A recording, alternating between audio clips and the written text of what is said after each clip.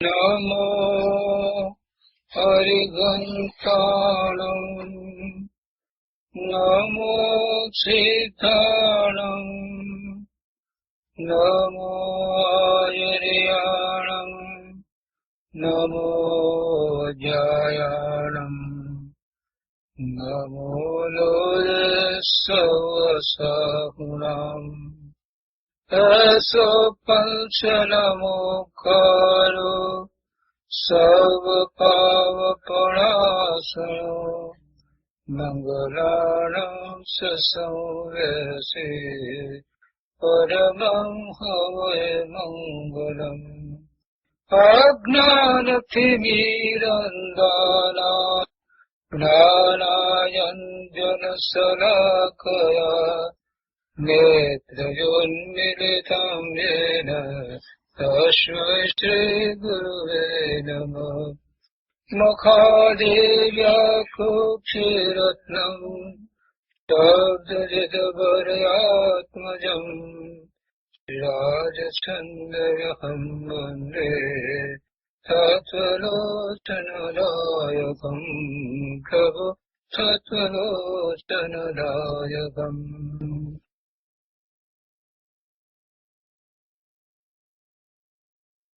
આત્મસિદ્ધિ. કૃપાળુદેવ શ્રીમદ રાજચંદ્રજી રચિત આત્મસિદ્ધિ તથા આત્મસિદ્ધિ ઉપર પૂજ્ય ગુરુદેવ કાનજી સ્વામીના પ્રવચનો, એનો સ્વાધ્યાય ચાલે છે. તેના સ્વાધ્યાયમાં આપણે ગાથા 136નો સ્વાધ્યાય શરૂ કર્યો છે. ગાથા 136માં કૃપાળુદેવ કહે છે કે ઉપાદાનનું નામ લઈ એ જે તજે નિમિત્ત પામે નહીં સિદ્ધત્વને રહે ભ્રાંતિમાં સ્થિત. અને એનો વિસ્તાર ગુરુદેવે જે કર્યો છે એ વિસ્તારનો એક ભાગ આપણે કર્યો છે, પહેલો પેરેગ્રાફ કર્યો છે. હવે આગળ સ્વાધ્યાય કરીએ. આત્મસિદ્ધિ ઉપર ગુરુદેવ કાનજી સ્વામીના પ્રવચનો આ પુસ્તકમાં પાના નંબર 419. અહીંયા બીજા પેરેગ્રાફમાં કહે છે કે ગંબર ચાઉરં ચક્વટ્યણમ, ધર્મમાં ઉત્તમ અને 4 ગતિનો અંત કરનાર ધર્મનાયક ધર્મ ચક્રવર્તી તીર્થંકર ભગવાન છે. તેમનાથી નીચલી પદવીના ધારક સંતોના નાયક ગણધરદેવ. જો ગઈ વખતે ગણધરદેવની એમણે એ વાત કરી હતી કે ગણધરદેવને પણ તીર્થંકર ભગવાન પ્રત્યે એવો ભક્તિ વિનય સહિતનો આદર અને બહુમાન હોય છે. એટલે એ દ્વારા એમ સમજાવ્યું કે ગણધર તો જાણે છે કે પોતે પોતાના અંતરંગ પુરુષાર્થ દ્વારા પૂર્ણ પદની પ્રાપ્તિ કરશે. તે છતાં પણ જે 12 અંગ અને 14 પૂર્વના જ્ઞાનની રચના કરે એવા ગણધરને પ્રભુ પ્રત્યેનો એવો ભક્તિ પૂજા વિનયનો ભાવ હોય જ છે. એટલે જે નિમિત્ત કારણ છે એ નિમિત્ત કારણ પ્રત્યેનો એવો અહોભાવ તો હોય જ. પહેલેથી જ એમ કહે કે ના, નિમિત્ત કાંઈ કરતું નથી અને જે કરવાનું છે તે ઉપાદાનમાં જ છે. એવા જીવો ઉપાદાનનું નામ લઈને ખરેખર ધર્મથી દૂર ચાલ્યા જાય છે. અથવા તો અગાઉ જે ગાથા એક આવી એમાં એ વાત આપણે સમજાય એ પ્રમાણે કે શું કરીએ, એમ તમારું ઉપાદાન જ એવું છે, તો એમ ઉપાદાનની નિર્બળતા માને તો એવા જીવો પણ ધર્મમાં આગળ વધી શકતા નથી. પણ અહીંયા તો ઉપાદાનનું નામ લઈ એ જે તજે નિમિત્ત એની વાત કરી. એટલે ગુરુદેવે એ વાત સમજાવી કે ગણધર ભગવાન જેવાને પણ પ્રભુ પ્રત્યેનો આવો વિનય, આવો ભક્તિનો ભાવ હોય જ છે. એટલે એના અનુસંધાનમાં અહીંયા બીજા પેરેગ્રાફમાં કહે છે કે તીર્થંકર ભગવાન પછી ગણધર ભગવાન આવે. સર્વજ્ઞ ભગવાનનું અને તેમની વાણીનું બહુમાન ગણધર ભગવાન કરે છે. ધન્ય પ્રભુ, આપની વાણી અપૂર્વ છે, એવો ભાવ ગણધરને હોય છે. પોતાને 4 જ્ઞાન પ્રગટ્યા છે, ગણધર ભગવાનને 4 જ્ઞાન પ્રગટ્યા છે, છતાં હજી એ પરોક્ષ જ્ઞાન છે. પરોક્ષ જ્ઞાન એટલે કેવળ જ્ઞાનની અપેક્ષાએ એ જ્ઞાનને પરોક્ષ જ્ઞાન કહ્યું છે. કેવળ જ્ઞાન છે તે પ્રત્યક્ષ જ્ઞાન છે. કેવળ જ્ઞાન આત્માના દરેક પ્રદેશથી સીધું થાય છે. તેમાં વચ્ચે કોઈની અપેક્ષા રહેતી નથી. નિશ્ચયથી તો દરેક જ્ઞાન એ પોતાના કારણે જ થાય છે, પણ છતાંય વ્યવહારથી એમ કહીએ છીએ કે એમાં કોઈ નિમિત્ત કારણ હોય છે. પણ કેવળ જ્ઞાન તો સીધે સીધું આત્મપ્રદેશોથી થાય છે. અને કેવળ જ્ઞાનનું સામર્થ્ય પણ કેટલું છે. એક સમયમાં એક સાથે, યુગપદ એટલે એક સાથે જગત આખાના બધા જ પદાર્થોની, ત્રણેય કાળની, ભૂતકાળ, વર્તમાનકાળ અને ભવિષ્યકાળની સર્વ પર્યાયોને, સર્વ અવસ્થાઓને પ્રભુ જાણી શકે છે. પ્રભુનો ઉપયોગ કંઈ એ તરફ વળે છે, જાણવા તરફ વળે છે એમ નથી. પ્રભુ તો પોતાના સ્વરૂપને વિશે સ્થિર છે. પણ એવો એ કેવળ જ્ઞાનનો મહિમા દર્શાવવો છે એટલે એનું સામર્થ્ય એ પ્રકારે વર્ણવવામાં આવે છે. ખરેખર તો જેને કેવળ જ્ઞાન થાય છે એવા અર્યંત પરમેશ્વરને તો આનંદ આનંદ આનંદ છે, પૂર્ણ આનંદની દશા છે, પૂર્ણ સુખની દશા છે, પૂર્ણ શાંતિની દશા છે, અપૂર્વ એવી નિર્મળતા છે, અપૂર્વ એવી સ્વચ્છતા છે, એવી દશા છે. એટલે જે પ્રગટ થયું છે એ તો આખી વસ્તુ જ જુદી છે. પણ આપણે એના સામર્થ્યને દર્શાવીએ છીએ જ્ઞાન અપેક્ષાએ. એટલે આપણે એમ કહીએ છીએ કે એક સમયમાં જગતના બધા જ પદાર્થોની, 3 કાળની પર્યાયોને પ્રભુ જાણે છે. એવું એ કેવળ જ્ઞાન છે તે પ્રત્યક્ષ જ્ઞાન છે. અને એની અપેક્ષાએ બાકીના જે 4 જ્ઞાન છે, મતિ, શ્રુત, અવધિ, મનોપર્ય, એ 4 જ્ઞાન પરોક્ષ જ્ઞાન છે. તો આવા 4 જ્ઞાન ગણધર ભગવાનને પ્રગટ્યા છે. અને પોતાના જ્ઞાનનો ઘણો ઉઘાડ છે, અભૂતપૂર્વ ઉઘાડ છે. ગણધર ભગવાનના જ્ઞાનનો જેટલો ઉઘાડ હોય એટલો તો બીજા કોઈનો ઉઘાડ હોય નહીં. તીર્થંકર ભગવાન પરમેશ્વર અર્યંત પ્રભુને તો કેવળ જ્ઞાન છે, પણ કેવળ જ્ઞાન સિવાય કોઈને જો જ્ઞાનનો એવો ઉઘાડ હોય તો ગણધર ભગવાનને હોય છે. એટલે તો એ પ્રભુની વાણીમાંથી 12 અંગ અને 14 પૂર્વના જ્ઞાનની રચના કરે છે. આવું અગાધ જ્ઞાન છે, આવું અગાધ જ્ઞાન છે. અને એવી જ અદભુત દશા છે, કેમ કે ગણધર ભગવાન તો આ જ ભવે મોક્ષે જવાના છે. એમનું એવું જ વીર્ય છે. આ બધું છે તે છતાં પણ એ પોતે પ્રભુનો વિનય ભક્તિ કરે છે. નિમિત્ત પ્રભુ તો એમના કેવળ જ્ઞાનમાં નિમિત્ત છે, છતાંય એનું તો એમને બહુમાન હોય જ છે. એ વાત અહીંયા ગુરુદેવે સમજાવી છે. કે છે કે પુરુષાર્થ ઉપાડીને જ્ઞાતા જ્ઞેય જ્ઞાન એકાકાર સ્થિર થઈ નિર્વિકલ્પ આનંદ અનુભવે છે. પુરુષાર્થ ઉપાડીને જ્ઞાતા જ્ઞેય જ્ઞાન એકાકાર સ્થિર થઈ નિર્વિકલ્પ આનંદ અનુભવે છે. ગણધર ભગવાનની વાત ચાલે છે પ્રભુ અહીંયા. જ્ઞાતા પોતાનું સ્વરૂપ છે, પોતે જ્ઞાન સ્વરૂપ છે, એટલે એ પોતે જ્ઞાતા છે. અને જેને જાણે છે એવું એ જ્ઞેય એ પણ પોતાનું સ્વરૂપ છે. અને જે જ્ઞાન થાય છે એ પણ પોતાની વર્તમાન પર્યાયમાં થાય છે. એટલે જે જ્ઞાતા છે અને જે જ્ઞેય છે એની વચ્ચે કોઈ દ્વેત રહેતો નથી. અને એમ કરતા પોતે જ્ઞાન દશારૂપે પરિણમી જાય છે. એમ એ જ્ઞાન થાય છે એટલે બધું એકાકાર થાય છે. એક આકાર પોતે ભગવાન જ્ઞાન આકાર થાય છે. અને એવી દશા થાય છે ત્યારે કોઈ વિકલ્પ હોતા નથી, પરના વિકલ્પ હોતા નથી કે બીજા અન્ય પણ દ્રવ્યસૂત્રનો અભ્યાસ કર્યો છે તો એનાય વિકલ્પો હોતા નથી, માત્ર આનંદ સુખ શાંતિને જ અનુભવે છે.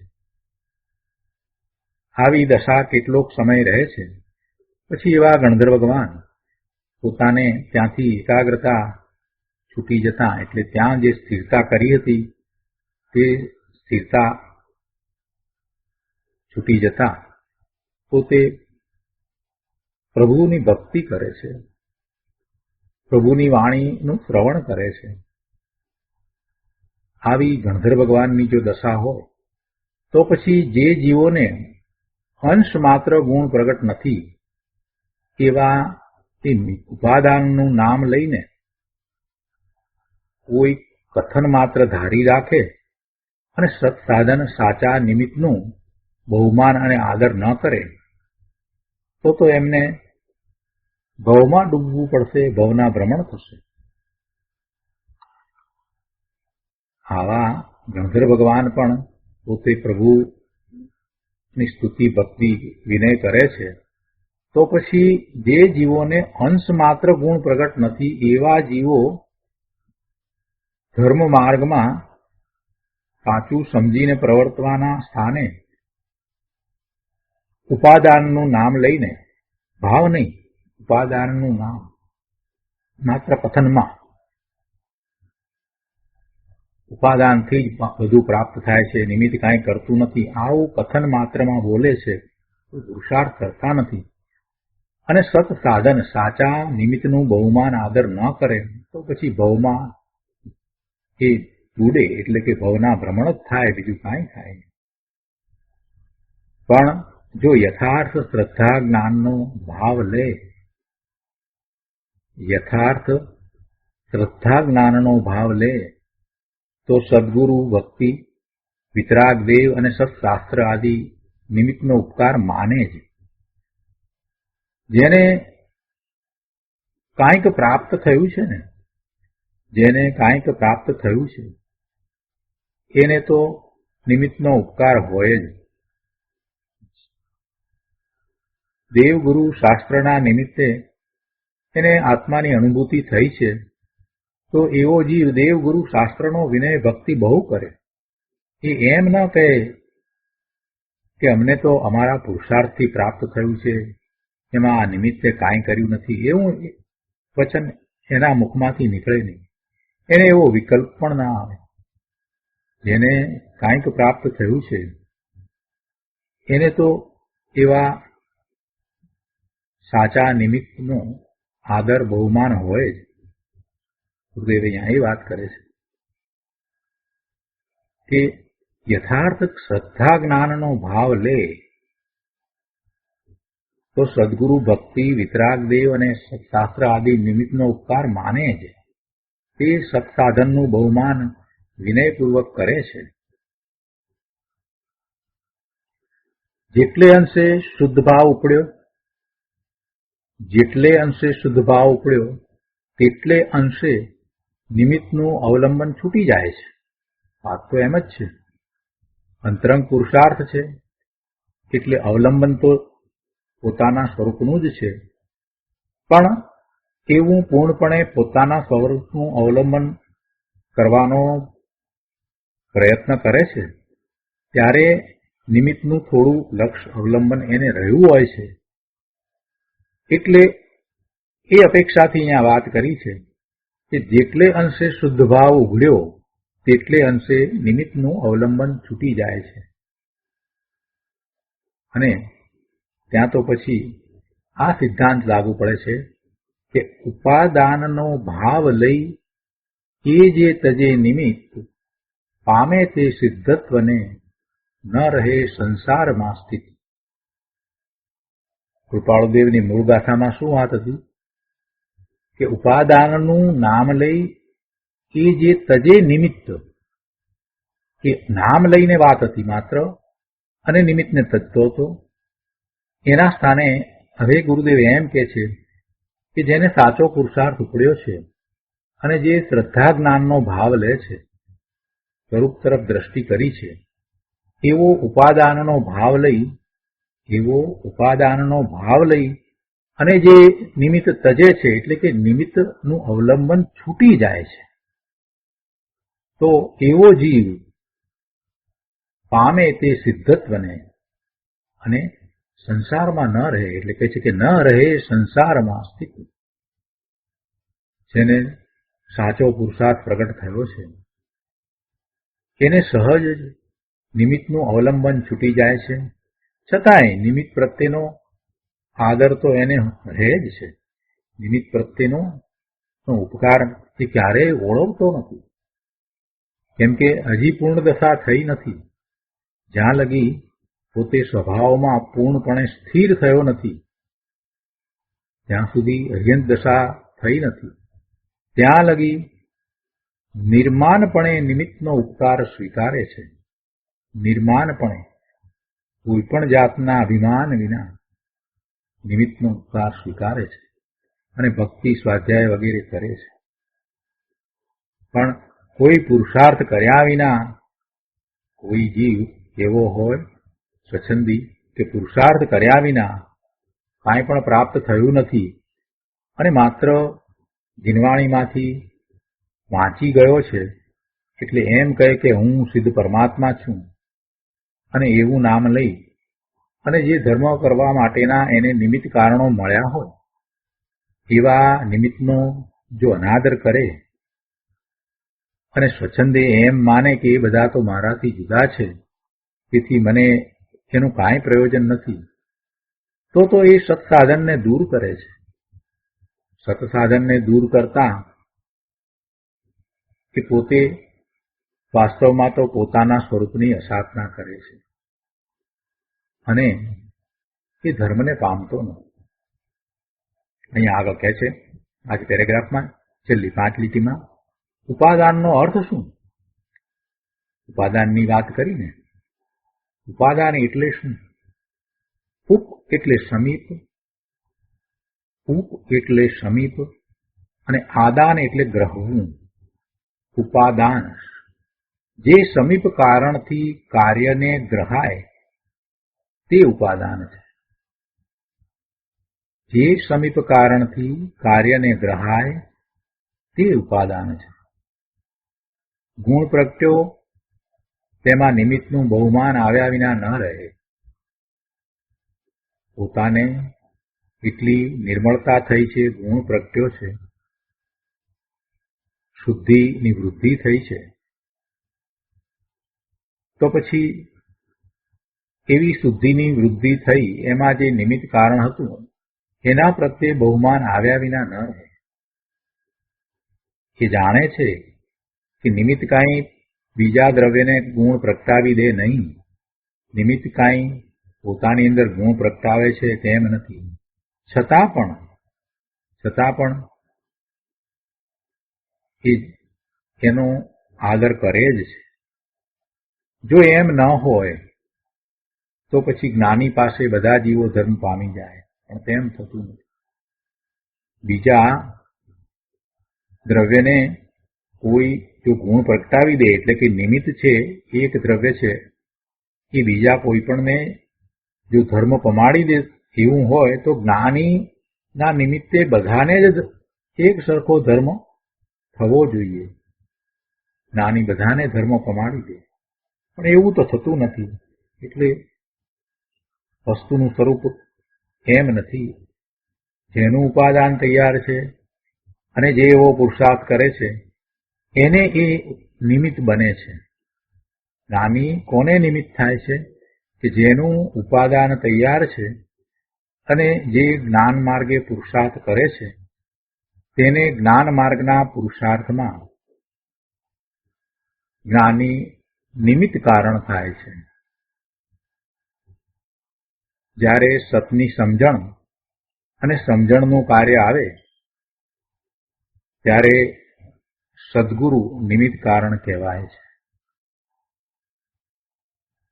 જ્યારે સતની સમજણ અને સમજણનું કાર્ય આવે ત્યારે સદગુરુ નિમિત્ત કારણ કહેવાય છે.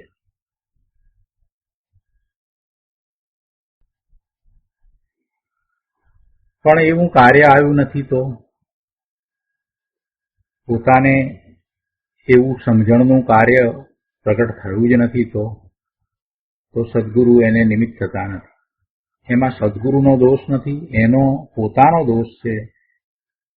એનું ઉપાદાન તૈયાર નથી, એનો પુરુષાર્થ નથી, એટલે એને એવું કાર્ય આવ્યું નહીં. એના પછીના પેરેગ્રાફમાં ચોથી લીટીમાં કહે છે કે ઉપાદાન શક્તિ સ્વસત્તામાં સ્વાધીન છે. ઉપાદાન શક્તિ સ્વસત્તામાં સ્વાધીન છે. ઉપાદાનને બીજી કોઈની પરાધીનતા નથી, બીજી કોઈ સત્તાની પરાધીનતા નથી, પોતાની સ્વસત્તામાં સ્વાધીન છે. ઉપાદાન શક્તિ છે, જે કાર્ય થવાની જે શક્તિ છે તે પોતામાં પડેલી છે અને એ પોતાની સત્તામાં છે, પોતાને આધીન છે. ઉપાદાન શક્તિ સ્વસત્તામાં સ્વાધીન છે. પોતે જ્યારે પ્રગટ કરવા માંગે ત્યારે નિમિત્ત મળ્યા વિના રહે નહીં. જ્યારે પોતે પોતાનું કાર્ય પ્રગટ કરવાનો પુરુષાર્થ આદરે છે તો યોગ્ય નિમિત્ત, ઉચિત નિમિત્ત મળ્યા વિના રહે નહીં. અને એ જ ઉપાદાનની મહત્તા છે. ઉપાદાનની મહત્તા શું છે? કે પોતે સ્વસત્તામાં સ્વાધીન છે અને જ્યારે એ તૈયાર છે, પુરુષાર્થ ઉપાડે છે તો એને નિમિત્ત મળે છે. આ જ ઉપાદાનની મહત્તા છે. આત્મા જે પ્રકારે જેવો થવા માગે, શુદ્ધ અથવા અશુદ્ધ, ત્યારે મૂળ ઉપાદાન શક્તિને નિમિત્ત કારણ મળ્યા વિના રહે નહીં. આત્મા જે પ્રકારે જેવો થવા માંગે એટલે કે પર્યાયમાં, ત્રિકાળ સ્વરૂપમાં તો કોઈ ફેરફાર થતો નથી, પણ પર્યાયમાં એ શુદ્ધ ભાવે થાય કે અશુદ્ધ ભાવે થાય. અશુદ્ધ ભાવ તો બે પ્રકારે છે, શુભ અને અશુભ ભાવે. અને શુદ્ધ ભાવ એક જ પ્રકાર, એવા શુદ્ધ ભાવે થાય કે શુભાશુભ ભાવે થાય. તો એવા ભાવે જ્યારે આત્મા થવા માંગે છે ત્યારે મૂળ ઉપાદાન શક્તિને તેવા નિમિત્ત કારણ મળી જ જાય છે. શુદ્ધ ભાવે થવું જ છે. અંદરમાંથી એવો ઉમળકો આવ્યો છે, એવો હકાર આવ્યો છે કે પોતે શુદ્ધ છે ને શુદ્ધ ભાવે થાય એવું વીર્ય ઉલસ્યું છે. તો પછી એને એવા નિમિત્ત પણ મળે છે જે એને માર્ગ દર્શાવે કઈ રીતે પોતાના સ્વરૂપમાં જવું. અને જેને શુભાશુભ ભાવે જ થવું છે, જેને વિભાવ ભાવે જ વર્તવું છે, એને પણ એવા નિમિત્ત મળે જ છે. એ વખતે એનું ઉપાદાન અશુદ્ધ હોય છે, સ્વનું લક્ષ છૂટી ગયું હોય છે, સ્વથી ચ્યુત થઈને પરનું લક્ષ કરે છે, તો એ વખતે એનું ઉપાદાન અશુદ્ધ ઉપાદાન છે. અને એ વખતે એને એવા કર્મના ઉદયના નિમિત્ત મળી જાય છે. એ એવા નિમિત્ત મળે છે એટલે એવા શુભાશુભ ભાવે થાય છે. એટલે ગુરુદેવ અહીંયા કહે છે કે તેથી જ ચૈતન્યની અનંત શક્તિનું સ્વાધીનપણું જ્ઞાનીએ કહ્યું છે. ચૈતન્યની અનંત શક્તિનું સ્વાધીનપણું મહાપુરુષોએ એટલા માટે જ કહ્યું છે. જેનામાં પાત્રતા આવી છે તેને સત્સાધન મળ્યા વિના ન રહે એવો નિમિત્ત નૈમિતિક યોગ હોય છે. આ નિમિત્ત નૈમિતિક સંબંધને જે સમજે છે એને પછી ક્યાંય મૂંઝવણ થતી નથી. પોતાનું વીર્ય એ રીતે ઉલસ્યું છે, રુચિ અનુયાયી વીર્ય, રુચિ જેવી છે એવું વીર્ય ઉલસે છે. અને એવું વીર્ય ઉલસે છે અને એ વખતે જો પોતાના સ્વરૂપની પ્રાપ્તિનો પુરુષાર્થ થાય છે તો એવા નિમિત્ત મળે છે. અને સ્વરૂપથી ચ્યુત થઈ અને પરનું લક્ષ કરે છે તો એ વખતે ઉપાદાન અશુદ્ધ છે. અને રુચિ અનુયાયી વીર્ય રુચિ પરની જ છે, પરનું જ લક્ષ કરે છે તો એવા નિમિત્ત પણ મળે છે. દારૂ પીવા જવું છે, એને દારૂ પીવા જનારને ખૂબ દારૂ પીવાની ઈચ્છા થઈ છે તો એવા દારૂ પીવા જવા વાળાઓનો સંગાથ સાથ બધું મળી રહે છે. જેને મંદિરમાં જવું છે પ્રભુની ભક્તિ અંદરમાંથી એકદમ ઓછી છે. પ્રભુ પ્રત્યેનો અહોભાવ આવ્યો છે. પોતાના સ્વરૂપનો પુરુષાર્થ કરતા કરતા એને પ્રભુ પ્રત્યેનો અહોભાવ આવ્યો છે અને પ્રભુના દર્શન માટે એ તત્પર થયો છે, ખૂબ વૃત્તિ જાગી છે. તો પછી એવો જ સાથ સંગાથ બાર દ્રષ્ટિ કરતા એને મળી જશે કે જેની સાથે એ પ્રભુના દર્શને ચાલે જશે. એટલે પ્રભુ રુચિ અનુયાયી વીર્ય એ જે કહ્યું છે એમાં આ ઉપાદાનની વાત પણ સાથે આવી જાય છે કે જેવું ઉપાદાન છે એ પ્રમાણે નિમિત્ત કારણ મળ્યા વિના રહે નહીં. ઉપાદાન શક્તિને નિમિત્ત કારણ મળ્યા વિના રહે નહીં. બહુ સરસ વાત ગુરુદેવે સમજાવી છે. ચૈતન્યની અનંત શક્તિનું સ્વાધીનપણું જ્ઞાનીએ થયું છે. અનંત શક્તિનું સ્વાધીનપણું છે એટલે કોઈ પણ પ્રકારે એ પરિણમન કરવા ધારે છે. અનંત શક્તિ છે ને, તો અનેક પ્રકારે એનું પરિણમન હોય ને, તો એવું પરિણમન કરવા ધારે છે તો એમાં એને કાંઈ પરની અપેક્ષા નથી. છતાંય યોગ્ય નિમિત્તો, ઉચિત નિમિત્તો એને પ્રાપ્ત થાય જ છે. એવો નૈમિત્તિક યોગ હોય છે. અહીંયા તો આપણે પોતાના સ્વરૂપની પ્રાપ્તિની વાત કરીએ છીએ. પરમાં તો આ જીવ અનાદિનો ભટકે છે અને એવા સંયોગો સાથે જોડાઈને એના નિમિત્તે એ વિભાવ ભાવે થયો છે, શુભાશુભ ભાવે થયો છે, ભવના ભ્રમણ કરી રહ્યો છે. હવે ત્યાંથી છૂટવું છે, જેને છૂટવાનો દ્રઢ નિર્ધાર થયો છે, જેને અંદરમાં હવે એક વાત આવી ગઈ છે કે બસ બહુ થયું, ભવના ભ્રમણ ઘણા કર્યા, વિભાવ ભાવે ઘણો થયો, કાગડા, કૂતરા, બિલાડા, કળશિયાના ભવ ઘણા કર્યા, મચ્છર, પતંગિયાના, એકેન્દ્રિયના ભવ ઘણા કર્યા. ઘણો કાળ વીતી ગયો, અનંત કાળથી હું એવા ભવ કરતો આવ્યો છું. નિગોદમાંથી નીકળીને પણ 3 પર્યાયમાં આવીને પણ મેં એ જ કાર્ય કર્યું છે. બસ હવે બહુ થયું. હવે ભવના ભ્રમણના દુઃખ મારે જોઈતા નથી. હવે ભવના ભ્રમણનો મને થાક લાગ્યો છે. મારે તો મારા ત્રિકાળ શુદ્ધ સ્વરૂપમાંથી આવતા આનંદ, સુખ અને શાંતિ સિવાય બીજું કાંઈ ખપતું નથી. એ જ એકમાત્ર વિલાસા છે.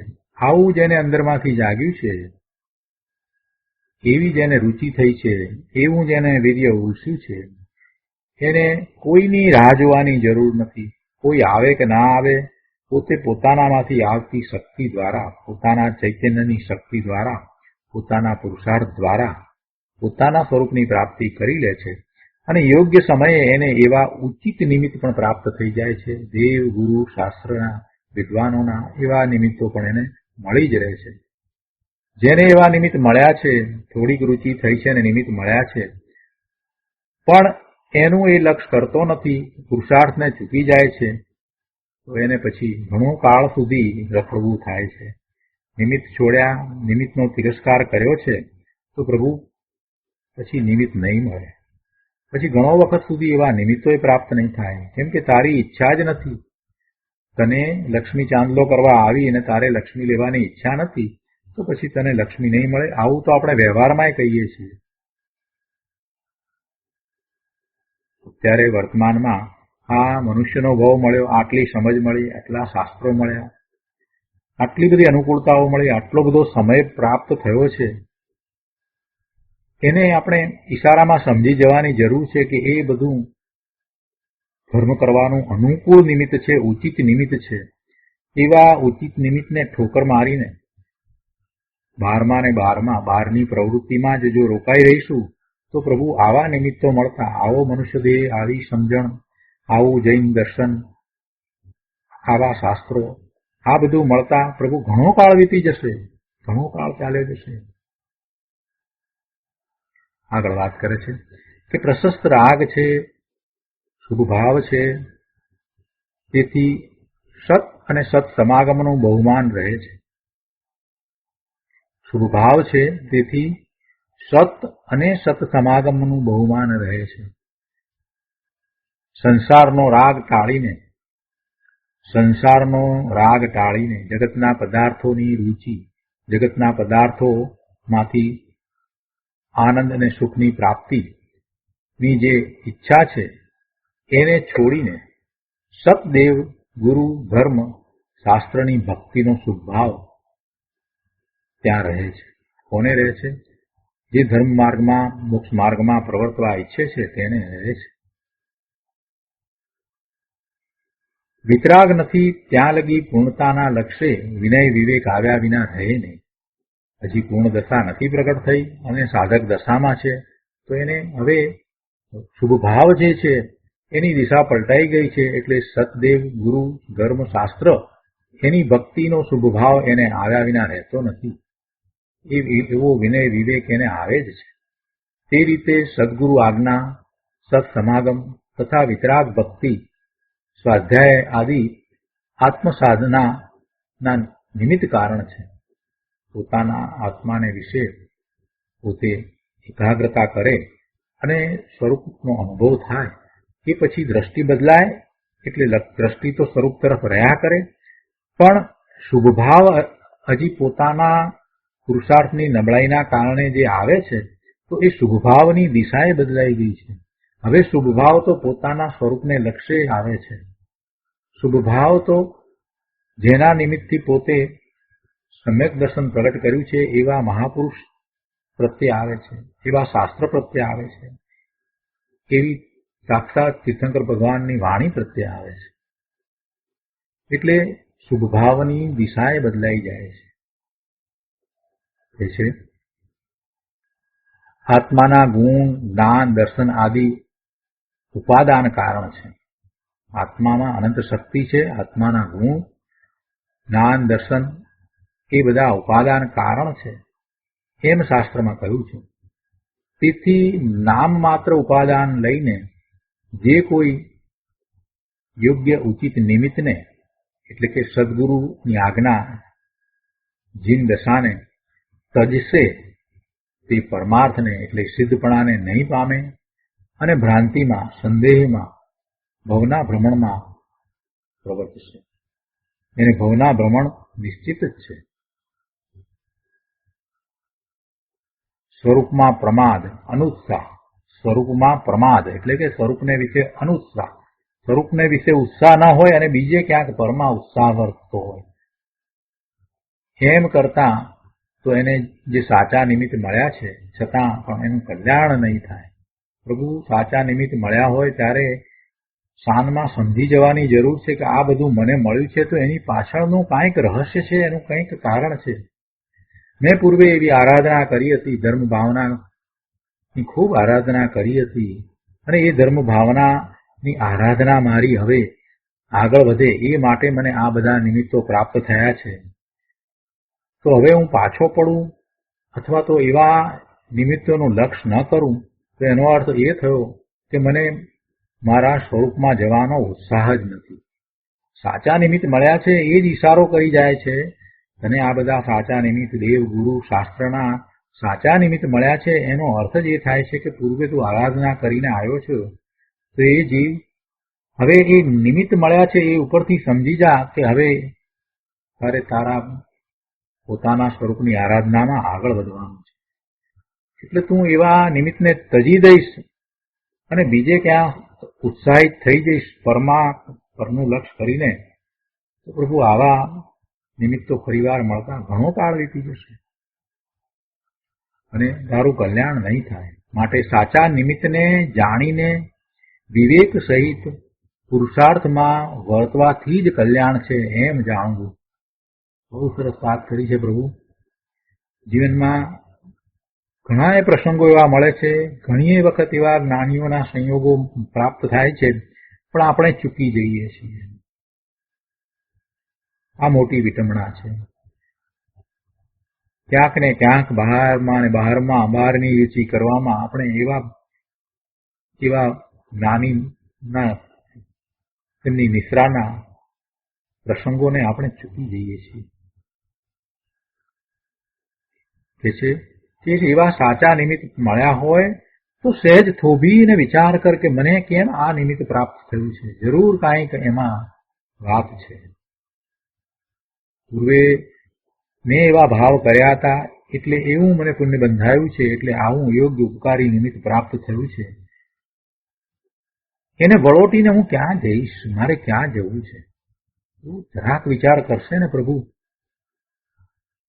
તોય એને પોતાની વર્તમાન દશામાં જે કાંઈ પ્રાપ્ત થયું છે, જે કાંઈ પ્રાપ્ત થયું છે એનું મહત્વ સમજાશે. અરે રે, મને આવો મનુષ્ય દેહ, અમૂલ્ય મનુષ્ય દેહ, આવી સમજણ, આ બધું મને પ્રાપ્ત થયું છે ને, એવી મહાલક્ષ્મીને છોડીને હું બીજે બારમાં શું ફાંફા મારી રહ્યો છું? આ બધા અસંતોષનું કારણ શું છે? મને તો ઘણું પ્રાપ્ત થયું છે, મને તો પૂર્ણ સંતોષ હોવો જોઈએ, મારે ક્યાં ફાંફા મારવાની જરૂર છે? મારું ત્રિકાળ શુદ્ધ સ્વરૂપ છે એ વાત મને અત્યારે જાણવા મળી છે. હું પૂર્ણ છું, હું ચિદાનંદ સ્વરૂપ છું, હું ભગવાન આત્મા છું, પ્રભુના જ્ઞાનમાં હું સિદ્ધ સમાન દેખાયો છું. આ બધી વાત અત્યારે જ મને જાણવા મળી છે. એ પાછળનું રહસ્ય શું છે? મેં પૂર્વે કોઈક આરાધના જરૂર કરી હશે અને એ અધૂરી આરાધનાને મારે પૂરી કરવાની છે, માટે આ બધું મને પ્રાપ્ત થયું છે. એમ જે સાચા નિમિત્ત જે છે એને જાણીને વિવેક સહિત એને અપનાવે છે. ત્યારે સમજવું કે પોતાનું ઉપાદાન તૈયાર છે, પોતાની લાયકાત છે, યોગ્યતા છે, અને હવે સાચો પુરુષાર્થ કરે છે, પણ જો આને વળોટી જશે ને અભિમાનમાં ચાલ્યો જશે તો પ્રભુ એવો વખત વારે વારે નહીં પ્રાપ્ત થાય. એટલે આખી ગાથાનો આ ભાવ છે કે ભાઈ, ઉપાદાનનું નામ લઈ એ જે તજે નિમિત્ત પામે નહીં સિદ્ધત્વને, રહે ભ્રાંતિમાં. બહુ સુંદર વાત ગુરુદેવે આપણને સમજાવી દીધી. કૃપાળુદેવની આવી ભાવવાળી વાતને કોણ સમજાવે? આગળ 421માં પાના ઉપર બીજા પેરેગ્રાફમાં 5મી લીટીમાં કહે છે કે હું સિદ્ધ છું એમ કલ્પના કરવાથી હિત નહીં થાય. કલ્પના માત્રથી કાંઈ હિત થવાનું નથી. જે કથનમાં આવે છે અને જે શબ્દો છે, જે વાચક શબ્દો છે, એનું વાચ્ય શું છે એ વાચ્ય સુધી પહોંચવાનો જો પ્રયત્ન ન કરે તો માત્ર શબ્દોથી એનું હિત નહીં થાય, પણ અહિત થશે. માટે જેને હિત કરવું હોય તેને ગુણનો આદર કરવો. પોતાને કેટલો ગુણ પ્રગટ થયો, પોતે આ શાસ્ત્રની વાતને જાણી સ્વીકારી અને એની ચર્ચા કરે છે, પણ અંદરમાં કેટલો ગુણ પ્રગટ થયો છે એનો એને આદર કરવો, એનો વિચાર કરવો. દેવગુરુ ધર્મનો વિનય અને સદગુરુનો સમાગમ કરે તો પોતાની પાત્રતા વડે અવશ્ય તે બધા નિમિત્તો ઉપકારી કહેવાય. સદગુરુનો સમાગમ કરે, ધર્મનો વિનય કરે, દેવગુરુ શાસ્ત્રનો વિનય કરી અને સત્ય વાતને સ્વીકારે. જેમ વસ્તુનું સ્વરૂપ દિનેશ્વર ભગવાનની વાણીમાં આવ્યું છે એવું જ એને સ્વીકારે અને એમ એને સહાનુભૂતિ થાય, ત્યારે સમજવું કે એને બધા નિમિત્તો ઉપકારી થયા છે. તો પોતાની પાત્રતા વડે અવશ્ય તે બધા નિમિત્તો ઉપકારી કહેવાય. અને સતની સમજણ વડે ગુણ પ્રગટે. સતની સમજણ વડે ગુણ પ્રગટે. જો નિમિત્તો ગુણ પ્રગટાવી દેશે એમ કહેવું નથી, પણ સતની સમજણ વડે ગુણ પ્રગટે. જેને ગુણ પ્રગટ્યો તેને સત, દેવ, ગુરુ, ધર્મ, સત્શાસ્ત્ર વગેરેનું બહુમાન આવ્યા વિના રહે નહીં. માટે જે કોઈ સત્સાધન અને તેના નિમિત્તોનો એટલે કે દેવ, શાસ્ત્ર, ગુરુની પૂજા, ભક્તિ, જીન પ્રતિમા, જીન મંદિરનો નકાર કરે છે તે સત્સાધનને નહીં પામે. શું કહે છે? માટે જે કોઈ સત્સાધન અને તેના નિમિત્તોનો એટલે કે દેવ, શાસ્ત્ર, ગુરુની પૂજા, ભક્તિ, જીન પ્રતિમા, જીન મંદિરનો નકાર કરે છે તે સત્સાધનને નહીં પામે અને અસત કલ્પનામાં, ભ્રાંતિમાં સંતોષ માની અને રાગની રુચિમાં બંધમાં અટકશે. તો કર્મના બંધ કરશે, ભવના ભ્રમણ કરશે. મનુષ્યનો ભવ કઈ વારે વારે મળતો નથી. અહીંયા 421માં પાના ઉપર છેલ્લા પેરેગ્રાફમાં કહે છે કે જ્ઞાની ધર્માત્મા અધૂરી દશામાં છે ત્યાં લગી તેને સત આવશ્યક ક્રિયા અકસાયપણાના લક્ષ્ય હોય છે. 6 આવશ્યક ક્રિયા પણ એને હોય છે, ધર્માત્મા જ્ઞાનીને જ્યાં સુધી પૂર્ણ દશા નથી ત્યાં સુધી ષટ આવશ્યક ક્રિયા, 6 આવશ્યક ક્રિયા હોય છે. પણ કેવી રીતે હોય છે? કેવી રીતે હોય છે? અકષાયપણાના લક્ષ્ય, એટલે પોતાનું અકષાય સ્વરૂપ છે. કોઈ કષાય પોતાનામાં નથી. સંપૂર્ણ અકષાય દશા તો 12મા ગુણસ્થાને થાય છે અને તે પછીથી તો તે અર્યંત પરમેશ્વર બને છે. તો એ અકષાય પોતાનું સ્વરૂપ છે. 25 પ્રકારના કષાયો રહિત પોતે ભગવાન આત્મા છે. એવા અકષાયના લક્ષ્ય એ 6 આવશ્યક ક્રિયા જ્ઞાનીને, ધર્માત્માને હોય છે. સત સાધન, ઇષ્ટ નિમિત્તોનું બહુમાન આવે છે. સત સાધન, સાચા સાધન, શાસ્ત્ર, ભક્તિ, વિનય, અંતરંગ અને બાહ્ય તપ, એ બધાનું એને બહુમાન હોય છે. અને એવા જીવો જે એમ પ્રવર્તી રહ્યા છે એમનું પણ એને બહુમાન હોય છે. જ્યાં સતનો તથા તેને દેખાડનાર સાધનો એટલે ઇષ્ટ નિમિત્તો નો આદર છે ત્યાં તેની સમજણ અને વિનય વિવેક હોય જ. આ નિમિત્ત આધીનપણું નથી. એવા ઇષ્ટ નિમિત્તોનો આદર એટલે કઈ એનું આધીનપણું થઈ જાય છે એમ નથી, પણ એ તો એનું નિમિત્તનું જ્ઞાન કર્યું છે બસ. સાધક સ્વભાવની શક્તિનો વિકાસ કર્યો છે.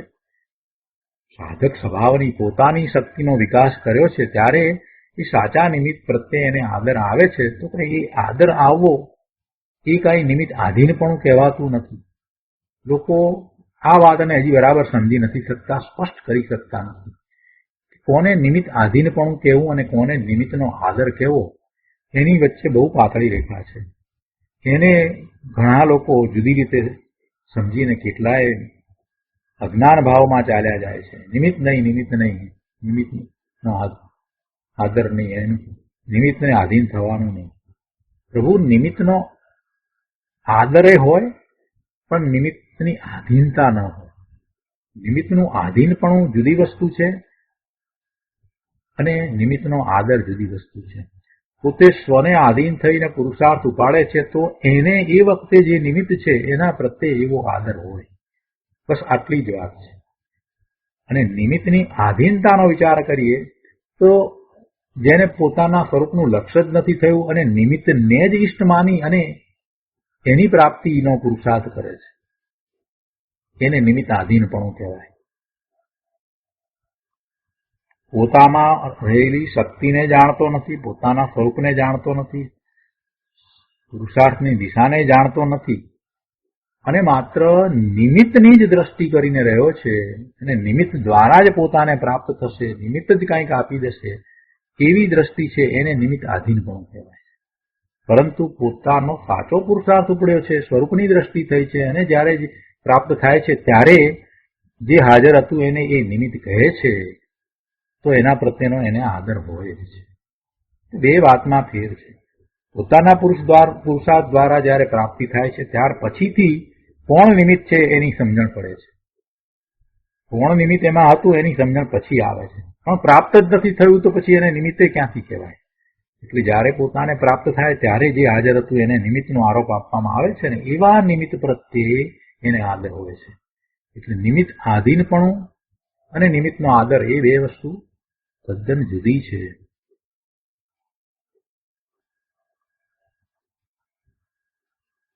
સ્પષ્ટતા વધારે કરે છે ગુરુદેવ અહીંયા કે એ જ આ સાધક સ્વભાવની શક્તિનો વિકાસ કર્યો છે અને નિમિત્ત આધીનપણું નથી અને નિમિત્તનું જ્ઞાન છે.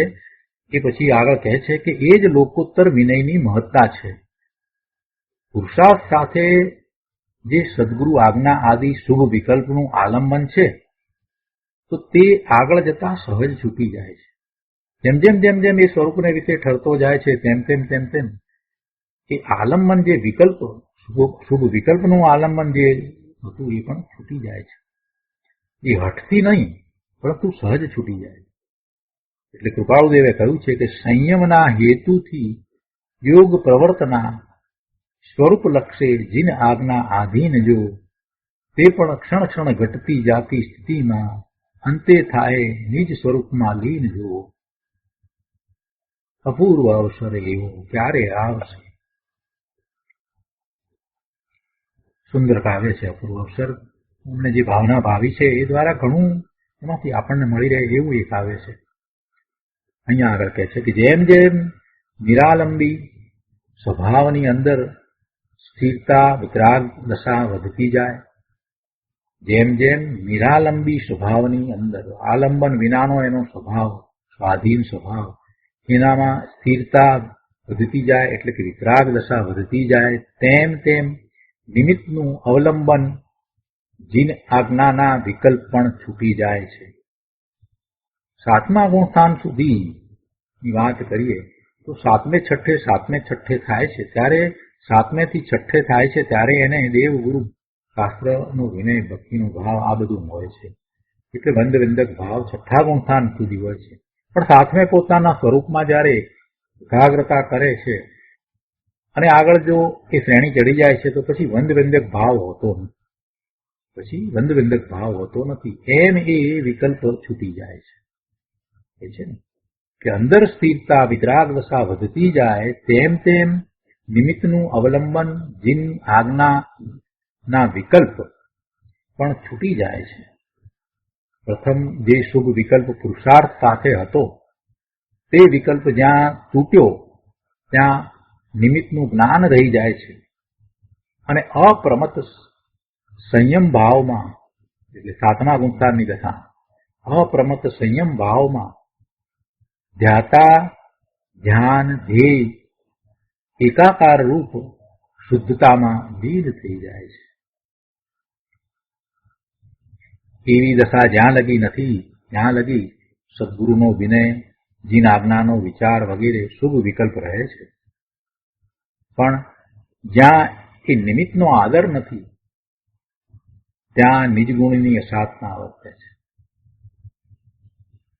માટે જેને સાચું હિત કરવું છે તેવા મુમુક્ષુ આત્માઓએ પ્રથમ સંસારનો રાગ ટાળી રાગની દિશા બદલાવવી જોઈએ. સંસારનો રાગ ટાળી રાગની દિશા બદલાવવી જોઈએ.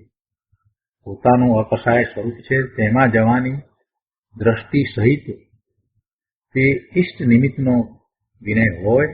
જ્યાં લગી સંસારનો રાગ હતો ત્યાં લગી અઘાતી કર્મનો યોગ પણ એવો હતો.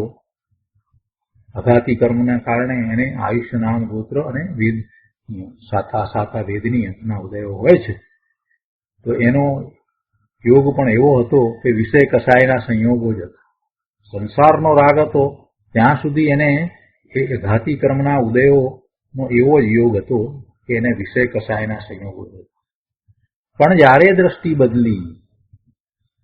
દ્રષ્ટિ બદલી, શ્રદ્ધામાં ફેર પડ્યો, જ્ઞાન થયું, દ્રગસુખનો અભ્યાસ થયો અને ભાન થયું કે આત્મા શુદ્ધ છે,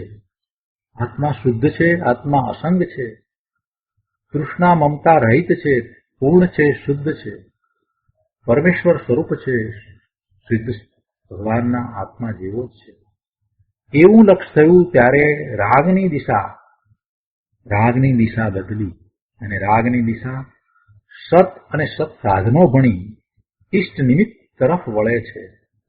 દેવ ગુરુ શાસ્ત્રના જે નિમિત્ત એને પ્રાપ્ત થયા છે એ તરફ હવે રાગની દિશા બદલાય છે અને બહારના સંયોગો પણ એને અનુરૂપ જ હોય છે. બહારના સંયોગો પણ પરમાર્થ દેખાડે તેવા જ મળે છે. બીજી રીતે કહીએ તો એવી તક પ્રાપ્ત થાય છે, એવી સાધનાની તક પ્રાપ્ત થાય છે. પણ જો એને એ ચૂકી જાય છે તો પછી ઘણો લાંબો સમય સુધી એ મળતું નથી. પોતાના સ્વરૂપના અનુભવ માટે થઈને જે પુરુષાર્થ કરવો છે એને માટે એવી એને તક મળે છે. બહારના સંયોગો બદલાય છે, બધું એ વખતે અનુકૂળ છે. ઇષ્ટ નિમિત્ત તરફ એ વળે છે. હવે માત્ર એને પુરુષાર્થ કરવા સિવાય કાંઈ બાકી રહ્યું નથી. આટલે સુધી એ પહોંચી ગયો છે. જો ને આપણે બધા સ્વાધ્યાય કરીએ છીએ એના કેટલા બધા લોકોને કેટલી બધી સમજણ છે. હવે જો કાંઈ બાકી રહ્યું હોય તો એક ઉગ્ર પુરુષાર્થની જરૂર છે, એકાગ્રતાનો, સ્વરૂપની એકાગ્રતાના પુરુષાર્થની જરૂર છે, બીજું કાંઈ જરૂર નહીં. બધી આળસ નંખેરીને, બધો પ્રમાદ છોડીને, બધા બહાના મૂકી દઈને આ જયારે તક મળી છે ત્યારે હવે આ જીવનને વિશે જેટલો શ્રેષ્ઠ કાળ બાકી રહ્યો છે એમાં એકમાત્ર પોતાના સ્વરૂપની આરાધના સિવાય બીજું હવે કાંઈ કરવું નથી. અને એવું જ અંદરમાંથી બળ લાવી અને પ્રયત્ન કરવો જોઈએ. બધું મળ્યું છે, બહારના સંયોગો એ હવે પરમાર્થ દેખાડે છે.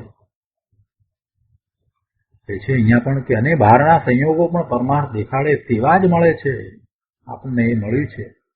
પાછું વાળીને જુઓ પ્રભુ, આપણને આ બધું અત્યારે વર્તમાનમાં મળ્યું છે, તો હવે જે કંઈ સાધનાની તક મળી છે એને વેડફી ન નાખશો. જે જીવનમાં જેટલો કાળ બાકી રહ્યો છે એને એકમાત્ર પોતાના સ્વરૂપની પ્રાપ્તિ વિશે અને પ્રાપ્ત થયું છે, જેને અનુભવ થયો છે એને એમાં એકાગ્રતા, વિશેષ એકાગ્રતાને, લીનતાને માટે ગાળો. બીજું કાંઈ કરવા જેવું નથી. બાહ્યનો યોગ અનુકૂળ ન હોય તો અંદરમાં ભાવથી અનુકૂળતા કરી લે. ગુરુદેવ તો એમ કહે છે, બહારમાં કોઈક પ્રતિકૂળતા હોય તો એ પ્રતિકૂળતાનું લક્ષ છોડી દે અને તું અંદરમાં સુખ, શાંતિ, આનંદથી ભરેલો પ્રભુ ભગવાન આત્મા છે અને અનંત સામર્થ્ય વાળો છે એમ ભાવ લાવીને, એમ અંદરમાં ભાવ લાવીને અનુકૂળતા કરી લે. પરની ક્રિયામાં તું રોકાયો હોય તો વિચાર કે પરની ક્રિયા તારે કારણે નથી, જીવને આધારે નથી. પરની ક્રિયા તારી નથી, તારા કારણે નથી. છતાં જેમ પૂર્વે અજ્ઞાનને લીધે રાગ, દ્વેષ એવા સેવા કે તેને ઊંધા પુરુષાર્થમાં બહારના સંયોગો અનુકૂળ નિમિત્ત થયા એમ દેખાય છે, તેમ સતના લક્ષ્ય સવળા પુરુષાર્થમાં, સમજણમાં ગુણની શક્તિ વધારવા નિમિત્ત અનુકૂળ દેખાય છે. અવળા નિમિત્તો દેખાય અને સવળા નિમિત્તો પણ દેખાય, પણ એને પારખીને એને આગળ વધવાની જરૂર છે. પૂર્વે જે કર્મ કર્યા છે એના ઉદય તો આવશે પ્રભુ, અને અવળા નિમિત્તો દેખાતા હોય તો એ વખતે સ્વરૂપનું લક્ષ્ય કરીને દિનેશ્વર ભગવાનની વાણી ને વધુ વાંચી, વિચારી, સમજી અને પોતાના સ્વરૂપનો નિર્ણય કરવો, દ્રઢતા કરવી. અને એમ કરતા એને અનુકૂળ નિમિત્તો પ્રાપ્ત થઈ જાય એટલે પછી આખો પુરુષાર્થ પૂર્ણતાને લક્ષ્ય ઉપાડવો. આ જ રીત છે. એટલે બાહ્યનો યોગ અનુકૂળ ન હોય તો અંદરમાં ભાવથી અનુકૂળતા કરી લે. એનો અર્થ આ છે. આગળ કહે છે, નિમિત્તનો સ્વીકાર તો પોતાને કરવાનો છે. નિમિત્ત બળજબરીથી ક્યાં કહે છે કે તમે રાગ કરો અથવા વિતરાગ થાઓ? બેમાંથી કાંઈ નિમિત્ત તો કહેતું નથી. જીવ પોતે જ પોતાને ભૂલીને નિમિત્તનો આશ્રય લઈને રાગી દ્વેષી થાય છે અને સવળા પુરુષાર્થમાં, જ્ઞાન માર્ગમાં, જ્ઞાનના પુરુષાર્થમાં વર્તે તો રાગ ટાળીને નિજરા થાય છે. ધર્માત્માના હાથમાં શાસ્ત્રના પાના આવે તેમાંથી પોતે કાંઈ મેળવતો નથી, પણ પોતાના જ્ઞાનમાં નિમિત્ત સંબંધીનું જ્ઞાન કરે છે. બહુ સુંદર વાત કરી છે. આ શાસ્ત્રના પાના આવ્યા એ નિમિત્ત કારણ છે. એ નિમિત્ત એને કાંઈ નથી આપતું, પણ પોતે જ્ઞાન સ્વભાવી ભગવાન આત્મા છે. પોતે જ્ઞાન સ્વભાવી ભગવાન આત્મા છે તો પોતાના જ્ઞાનમાં એ પેલા શાસ્ત્રના પાના છે તે પોતાના જ્ઞાનના ઉઘાડમાં નિમિત્ત કારણ થાય છે. અને એમ થતા એ નિમિત્ત સંબંધીનું જ્ઞાન કરે છે. આ શાસ્ત્રના પાના મને ઉપકારી થયા છે. જ્ઞાનીને બધા નિમિત્તો ગુણમાં ઉપકારી થાય. જ્ઞાનીને બધા નિમિત્તો ગુણ વધવામાં ઉપકારી થાય. આ પેરેગ્રાફમાં છેલ્લી 3 લીટીમાં કહે છે કે રાગની દિશા બદલતા દેવ ગુરુ ધર્મની ભક્તિ, શાસ્ત્ર વાંચન, શ્રવણ, સ્વાધ્યાય વગેરે હોય છે. રાગની દિશા બદલતા, રાગ તો પહેલા બહાર તરફ હતો ને, હવે રાગની દિશા બદલી તો દેવ ગુરુ ધર્મની ભક્તિ, શાસ્ત્ર વાંચન, શ્રવણ, સ્વાધ્યાય વગેરે હોય છે. તેથી ધર્માત્માને પરમાણુ અને પ્રારબ્ધ બદલાઈ જાય છે. બહુ મહત્વની વાત છે. ધર્માત્માને પરમાણુ અને પ્રારબ્ધ બદલાઈ જાય છે. એને હવે એના પરમાણુ બદલાઈ જાય છે, એના શરીરમાં એવા ફેરફારો થઈ જાય છે, આખું પ્રારબ્ધ બદલાઈ જાય છે. પ્રારબ્ધ કહો કે ભવિતવ્ય એ બદલાઈ જાય છે. ધર્માત્માને પરમાણુ અને પ્રારબ્ધ બદલાઈ જાય છે. બાહ્યના સંયોગો પણ અનુકૂળ હોય. સ્વાધીન રમત બધી ચૈતન્યમાં જ છે. ભગવાન આત્મા રાગ વડે કે જ્ઞાન વડે કાંઈ જળની ક્રિયા કરે એમ કદી સંભવતું નથી. બહુ સરસ વાત. અને છેલ્લા પેરેગ્રાફમાં છેલ્લી 3 લીટીમાં કહે છે કે દેવ ગુરુ ધર્મ એ ત્રણેય વિતરાગ સ્વરૂપ નિર્દોષ છે. દેવ ગુરુ ધર્મ, ધર્મ કહેતા શાસ્ત્ર પણ આવી ગયા. એ ત્રણેય વિતરાગ સ્વરૂપ નિર્દોષ છે. જીનપદ તે જ નિજપદ છે. જીનપદ તે જ નિજપદ છે. કૃપાળુદેવે પણ કહ્યું છે ને, જીનપદ નિજપદ એકતા. એના જેવું રૂડું બીજું શું હોઈ શકે? સતદેવ, સદગુરુ, સદધર્મ નિમિત્ત છે અને નિશ્ચયથી ઉપાદાન પોતે છે. નિશ્ચયથી ઉપાદાન પોતે છે અને આ બધા નિમિત્ત છે. સતદેવ, સદગુરુ, સદધર્મ નિમિત્ત છે અને નિશ્ચયથી ઉપાદાન પોતે છે. તેનો વિવેક જ્ઞાની સમજે છે. વિતરાગને સ્વીકારે તે વિતરાગ થાય. પ્રભુનો ભક્ત સ્વયં પરમાત્મા થઈ જાય છે. બહુ સરસ વાત આવી આજે 136મી ગાથાની અંદર. અને એ 136મી ગાથામાં જે વાત એમ કરી હતી કે ઉપાદાનનું નામ લઈ જે તજે નિમિત્ત, એના સ્થાને હવે આખી વાત ગુરુદેવે એમ કરી દીધી, બદલાવી નાખી વાતને કે ઉપાદાનને જે સમજ્યો બરાબર એને માટે હવે આખી વાત બદલાઈ ગઈ. તો હવે એમ કહી દીધું કે ઉપાદાનનો ભાવ લઈ એ જે તજે નિમિત્ત, પેલા ઉપાદાનનું નામ લઈ એ જે તજે નિમિત્ત હતું એ પામે નહીં સિદ્ધત્વને, એમ વાત હતી. તો એના સ્થાને જો ઉપાદાનનો ભાવ લઈ એ જે તજે નિમિત્ત, એટલે સહજ રીતે નિમિત્તનું આલંબન છૂટતું જાય તો પામે તે સિદ્ધત્વને, તે જરૂરથી સિદ્ધત્વને પામે અને ન રહે સંસારમાં. નિમિત્તનો વિકલ્પ તૂટી જાય અને સ્વભાવમાં નિર્વિકલ્પ દશામાં સ્થિર થઈ જાય. પછી ત્યાં શુભ વિકલ્પનો પણ અવકાશ નથી. તો આ રીતે આપણે 136મી ગાથા અહીંયા પૂરી કરીએ છીએ. આવતી વખતે હવે 137મી ગાથા અને 138મી ગાથા લઈશું. આજનો સ્વાધ્યાય અહીંયા સુધી રાખીએ છીએ. હવે સુખધામ બોલીએ. સુખધામ અનંત સુસંત ચરી